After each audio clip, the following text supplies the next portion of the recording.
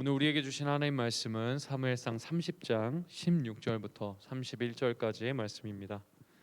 사무엘상 30장 16절부터 31절까지의 말씀입니다. 다 찾으신 줄 알고 함께 합독하도록 하겠습니다. 시작. 그가 다윗을 인도하여 내려가니 그들이 온 땅에 편만하여 블레셋 사람들의 땅과 유다 땅에서 크게 약탈하였으므로 말미암아 먹고 마시며 춤추는지라.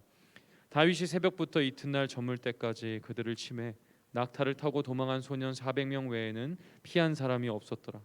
다윗이 아말렉 사람들이 빼앗아갔던 모든 것을 도로 찾고 그의 두 아내를 구원하였고 그들이 약탈하던 것 무리의 자녀들이나 빼앗겼던 것은 크고 작은 것을 막론하고 아무것도 잃은 것이 없이 모두 다윗이 도로 찾아왔고 다윗이 또 양떼와 소떼를 다 되찾았더니 무리가 그 가축들을 앞에 몰고 가며 이르되 이는 다윗의 전리품이라 하였더라.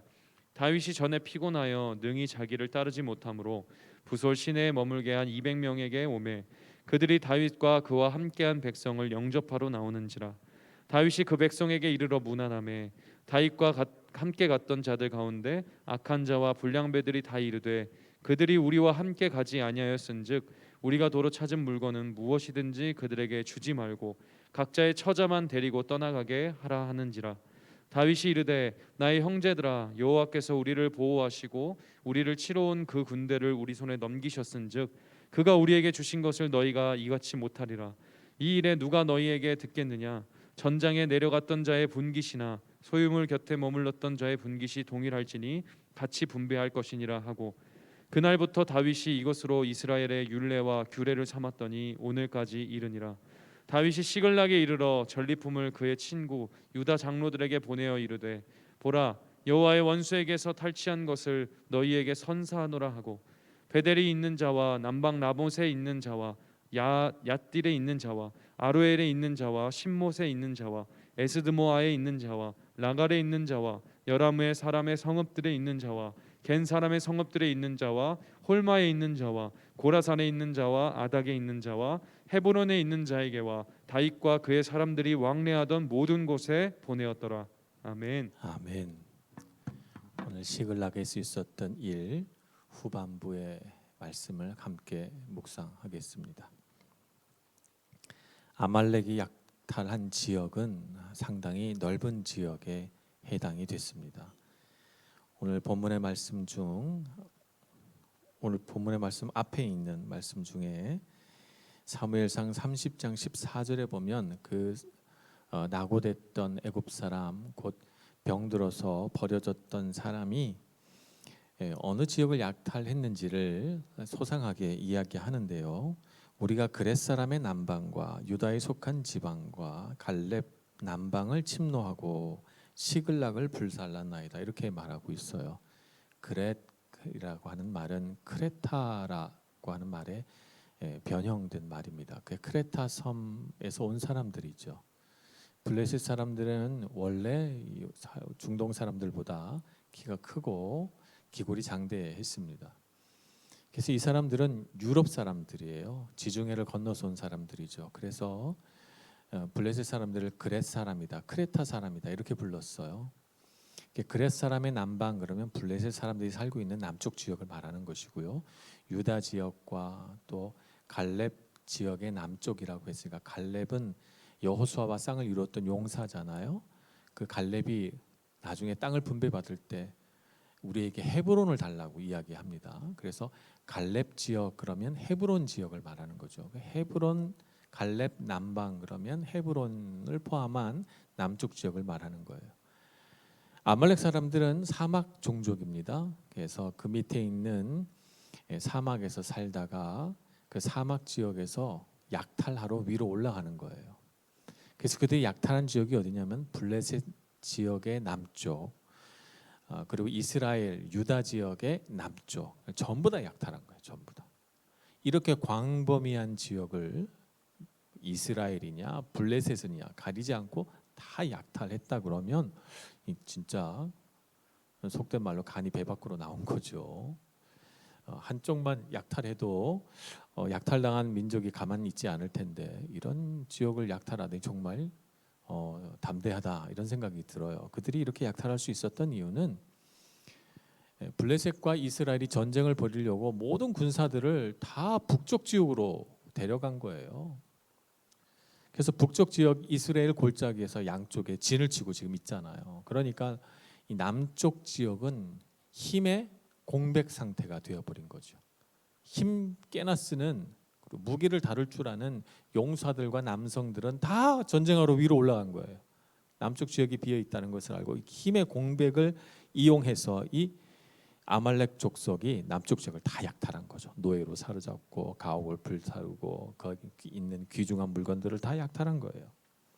이것이 이제 아말렉의 특성입니다. 아말렉은 정면 대결을 하지 않아요. 이들은 상대방의 약점을 골라서 공격합니다. 이스라엘 백성들이 광야를 지날 때 아말렉 족속 때문에 굉장히 힘들었는데요. 그들이 주로 공격한 것은 병들거나 체력이 약하거나 그래서 이스라엘 무리 중에 뒤처진 자들을 공격해서 그들의 재산과 가축을 빼앗거나 사람을 죽이기까지 하는 일들을 해서 이스라엘 백성들이 굉장히 괴로웠어요. 이런 일들을 한두 번 당하고 나면 내가 뒤처진다고 생각하면 그때부터 막 겁이 날 거 아니에요. 그죠? 이스라엘 백성들이 얼마나 고통받아요. 심리적으로, 육체적으로 그리고 실제적으로 그의 삶에 있어서 굉장히 많은 고통을 받았습니다. 이런 아말렉이 똑같은 습관을 버리지 못하고 또 침략을 한 것이죠.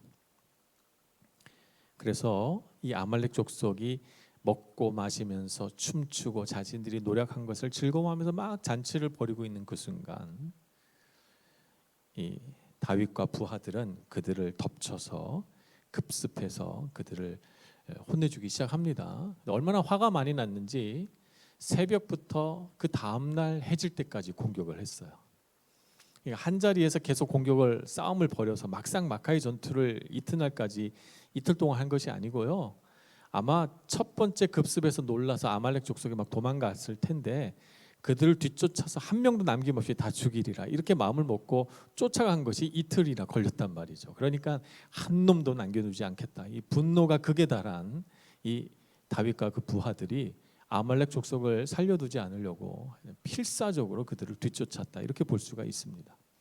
이틀 동안 그들을 하여튼 혼을 내고 돌아와서 보니까 그들에게 사로잡혀갔던 처자들 중에 한 명도 죽은 사람이나 다친 사람이 없고 그들에게 빼앗겼던 약탈됐던 물건들 중에 작은 것이나 큰 것이나 가리지 않고 아무것도 잃어버린 것 없이 모든 물건들을 다 되찾습니다.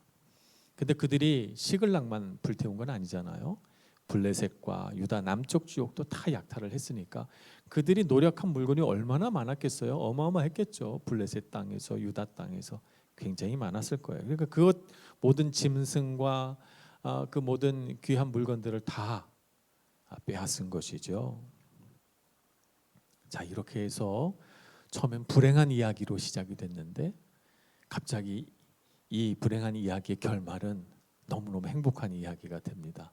엄청난 보화와 많은 물건들과 잃어버린 것들을 다 찾고 행복해서 돌아오는데 부솔 시내가에 이르러서 갈등이 생기고 맙니다. 너무 지친 나머지 100km가 넘는 그 먼 길을 행진해 가다가 체력이 바닥나서 쓰러져 부솔 시내가에 남겨둔 이 200명의 사람들과 조우하게 되었잖아요. 만나게 되었잖아요. 근데 이 400명이 끝까지 가서 약탈한 것을 도로 찾은 이 400명은 자신들의 전리품을 200명과 나누기 싫다는 거예요. 그들이 빼앗겼던 처자들만 돌려주고 우리가 도로 찾은 이 귀한 물건들은 우리 400명끼리만 나눠 가집시다 이렇게 얘기를 하는 거죠. 그래서 갈등이 일어납니다. 여러분이라면 어떻게 하겠습니까? 이 갈등을 어떻게 조정하겠습니까? 400명의 편을 들어줘야 됩니까? 아니면 200명에게 공평하게 분배를 해줘야 됩니까? 여기서 다윗은 중요한 결정을 내리게 됩니다. 이렇게 말합니다. 23절 말씀을 보시기 바랍니다. 다윗이 이르되 나의 형제들아 여호와께서 우리를 보호하시고 우리를 치러 온 그 군대를 우리 손에 넘기셨은즉 그가 우리에게 주신 것을 너희가 이같이 못하리라. 이 말씀의 핵심은 이거예요. 우리가 얻은 이 모든 전리품과 우리가 이룬 이 승리와 우리가 도로 찾은 이 모든 우리의 재산과 생명들은 다 하나님이 주신 것이다. 하나님의 은혜다. 우리 손으로 얻은 것이 아니다. 그러니 하나님께서 주신 은혜를 우리가 어찌 우리 마음대로 하겠느냐. 200명에게 아낌없이 그들 똑같이 400명과 똑같이 나누어 주자라고 말하고 있는 것입니다. 우리 인생의 주제 하나가 여기서 등장합니다. 우리가 사는 것이 하나님의 은혜냐 나의 수고냐라고 하는 것입니다. 우리가 인생을 살아가면서 많은 노력과 헌신과 수고를 합니다. 땀을 흘리고 노력합니다.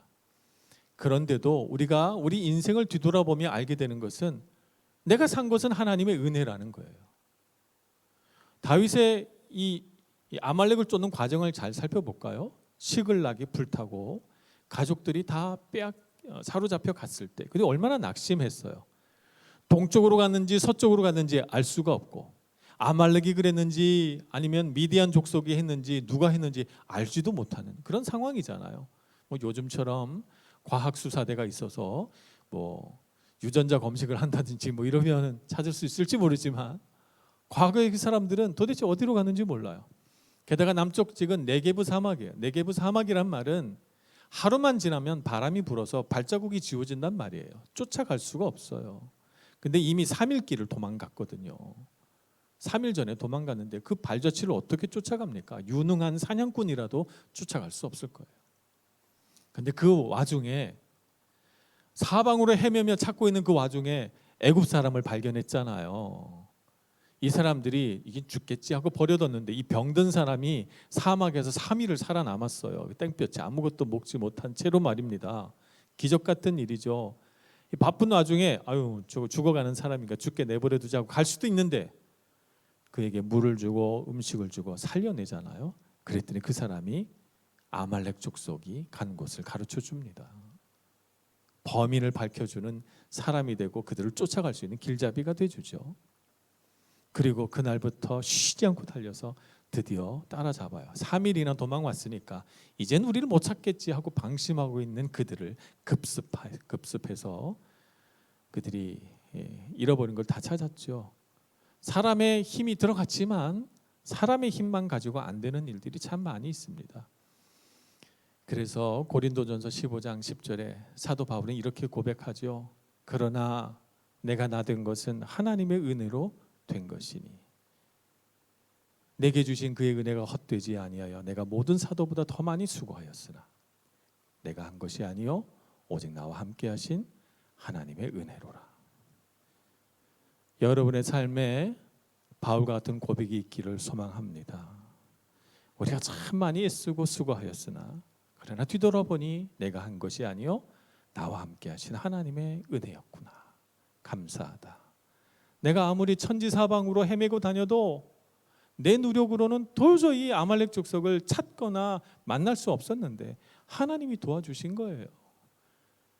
내가 그 무수한 정말 노력을 다 했어도 그들과 맞서 싸우면서 힘이 다해서 진이 빠져서 쓰러질 수도 있었는데 하나님께서 내 팔을 들어주시고 내 손에 무기를 쥐어주시고 그들을 우리 손에 넘기셨기 때문에 이겼던 것이죠. 하나님의 은혜인 줄 알면서 사는 사람에게 복이 있습니다. 내 수고로 사는 사람은 인생에서 좋은 일을 겪으면 내가 운이 좋아서 내가 타고난 복이 있어서 이렇게 생각합니다. 그래서 내가 운이 좋다고 하니까 난 원래 운이 좋은 사람이니까 이렇게 생각해서 감사할 대상이 없어요. 왜냐하면 난 운이 좋으니까 타고난 복이 있으니까. 그리고 내가 어떤 일을 잘하게 되면 내가 능력 있고 내가 노력을 많이 했고 내가 지혜가 있었기 때문이다. 그래서 누군가 인생에서 고난을 겪거나 실패를 경험하는 사람이 있어. 너 노력이 부족해서 그래. 너 지혜가 부족해서 그래. 너 나처럼 수고해봐. 그러면 되지. 이렇게 말해요. 그러니 이 세상에 실패하거나 고난받는 사람은 다 노력하지 못한 사람이고 지혜가 없는 우둔한 사람이라서 그랬다고 평가받을 수밖에 없는 거죠. 그래서 이렇게 자기 능력으로 인생이 잘 됐다고 생각하는 사람은 늘 끊임없이 다른 사람을 얕잡아보고 비판하고 다른 사람에 대하여 좋지 못한 평가를 하게 되는 거죠. 사람을 차별합니다. 승리한 사람과 실패한 사람, 성공한 사람과 그렇지 못한 사람 다르죠. 그래서 부설시내가에 와서 보니까 거기 있는 사람들은 낙오한 사람들이고 실패한 사람들이고 쫓아오지 못한 사람인 거예요. 나눠줄 필요가 없는 거죠. 내가 수고했다고 생각하니까.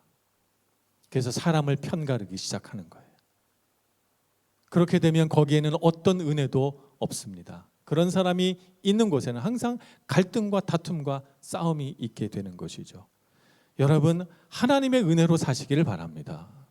하나님의 은혜로 살면 내가 잘된 것은 하나님의 은혜로 된 것이고, 실패한 사람은 하나님께서 실패 속에서 그들을 성장시켜내고 자라나게 하시려고 하시는 거구나라고 하는 다른 관점을 갖게 되고, 내가 이렇게 이룬 것은 하나님의 은혜니까 그렇지 못한 사람과 나누어야 마땅하다고 생각합니다. 그래서 남겨진 200명에게도 하나님의 은혜를 나누어 주는 것이죠. 다윗 같은 사람이 됩니다. 그래서 하나님 안에서 은혜를 얻은 자나 그렇지 못한 자나 함께 나눔으로써 하나가 됩니다. 우리가 이렇게 살아야만 우리가 이루는 공동체, 가정에서나 교회에서나 우리 직장에서나 세상에서 하나님의 원리를 실천하고 그 안에서 복을 누릴 수가 있는 것입니다. 여러분은 꼭 이렇게 다윗과 같은 사람 되시기를 바랍니다. 그래서 다윗은 이러한 하나님의 원리를 자기가 속한 공동체, 자기 부하들에게뿐만 아니라 자기 민족에게도 행해요. 그래서 오늘 말씀에 보면 여러 지역이 등장하는데 유다 남쪽 지역을 말하는 것입니다. 유다 남쪽 지역에 약탈한 물건들 중에 유다에 속한 것들을 다 돌려주기 시작합니다. 사실 이런 일을 해야 되는 사람은 사울 왕이에요. 근데 지금 사울 왕은 어떻게 하고 있어요? 블레셋과 싸우느라고 정신이 없어요. 그래서 유다 남쪽 지역에 있는 사람들에게 다 나누어주고 헤브론에도 그 약탈된 것을 다 나누어 줍니다. 헤브론에 있는 사람들이 어떤 생각을 했겠어요? 야, 우리에게 진짜 왕은 다윗이다, 이런 생각을 했겠지요. 은혜를 나누어 주니 은혜가 베풀어진 곳에 하나님의 영광이 드러나고 하나님은 그 은혜를 따라서 사람을 세우십니다. 관대함이 흐르는 곳, 하나님의 은혜가 있는 곳에 하나님께서는 사람을 세우셔서, 그래서 이 블레셋 전쟁이 끝나고 나서 다윗의 광야 시대도 함께 끝나는데 그때 다윗은 어떻게 됩니까? 광야에서 벗어나 헤브론 지역, 유다 남쪽 지역의 왕으로 세워집니다. 그곳에서 7년간 왕을 하다가 이스라엘 전체의 왕이 되죠. 그러니까 이 시글락의 약탈 사건은 다윗의 인생에 있어서 가장 큰 위기였는데, 가장 큰 위기가 가장 놀라운 기회가 되는 것이죠. 위기가 기회가 되고 기회는 다시 위기가 되는, 거꾸로 말하자면 위기가 또 기회가 되고 기회가 또 다시 위기가 되는 이런 순환이 우리 인생 가운데 일어납니다. 그래서 여러분은 어떤 문제를 볼 때 가끔씩은 뒤집어 볼 줄 알아야 돼요. 시글락의 약탈 사건이 다윗에게 위기였는데 그 위기가 다시 기회가 됐잖아요. 하나님께서 사울을 왕으로 삼으셨기 때문에 왕이 된 것은 그에게 하나의 기회였는데, 사울이 왕이 되지 않았더라면, 그냥 평범한 인간으로 살았다면 괜찮았을 엄청난 위기가 왕이 되었기 때문에 그의 인생에 찾아옵니다.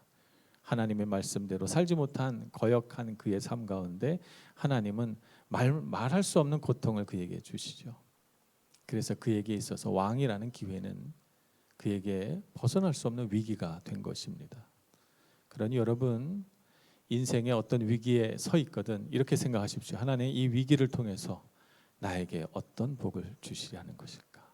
내가 여기서 무엇을 선택해야 될 것인가 생각하시고, 여러분에게 놀라운 기회가 찾아오면 이 기회를 위기로 만들지 말아야 되겠다. 내가 지금 어떻게 서 있어야 하나님께서 주신 복을 더 멋지고 아름답게 누릴 수 있을 것인가 하는 것을 생각해 보아야 되겠습니다.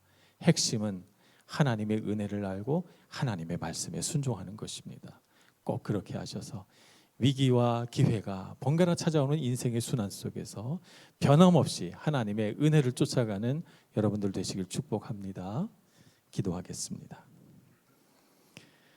자비로우신 하나님, 우리에게 힘과 지혜를 주시고 인생의 위기 속에서도 용기를 잃지 않게 하시며 우리가 주님의 말씀을 믿고 따를 때 우리에게 방법을 제시해 주시고 또 살 길을 우리에게 베풀어 주셔서 감사합니다.